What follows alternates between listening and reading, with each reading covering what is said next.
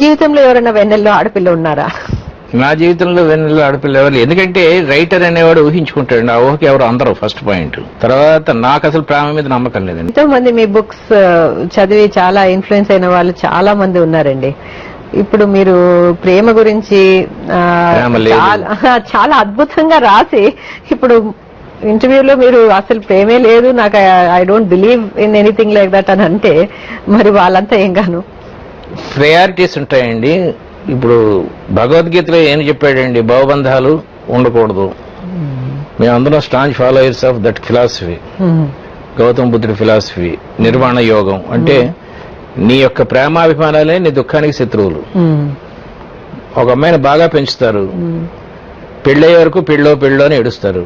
పెళ్ళయ్యే అమ్మాయి ఫారెన్ వెళ్ళిపోతుంటే మొగుడుతో కలిసి మళ్ళీ ఏడుస్తారు. పోనీ విడిపోవచ్చుగా మొగుడు వదిలేసేసి ఇక్కడే అంటే మళ్ళీ ఏడుస్తారు, వెళ్ళిపోమంటారు. సో ఏడుపు చాలా నిరర్ధకం, అనర్థకం కూడా.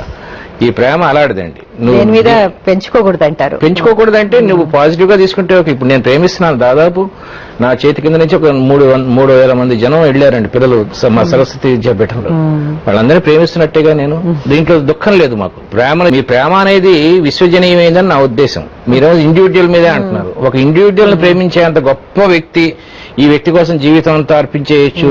ఆవిడ రైటింగ్ మానేయమంటే మానేయచ్చు, డబ్బులు అక్కర్లేదంటే చలం మైదానంలో లాగా అన్ని వదిలేసేసి నదీ తీరానికి వెళ్ళిపోవచ్చు.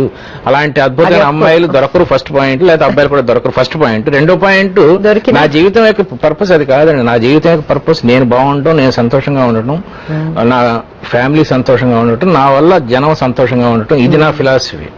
అసలు ఆ టాపిక్ నాకు చాలా చిరాకైన టాపిక్ అండి. ఇట్స్ ఐడెంటిటీ క్రైసిస్ అని నా ఉద్దేశం. నిన్నెవడు గుర్తించకపోతే ఎవరో బేవర్స్ ఒకరు గుర్తిస్తే అదే ప్రేమ అనుకోవటం.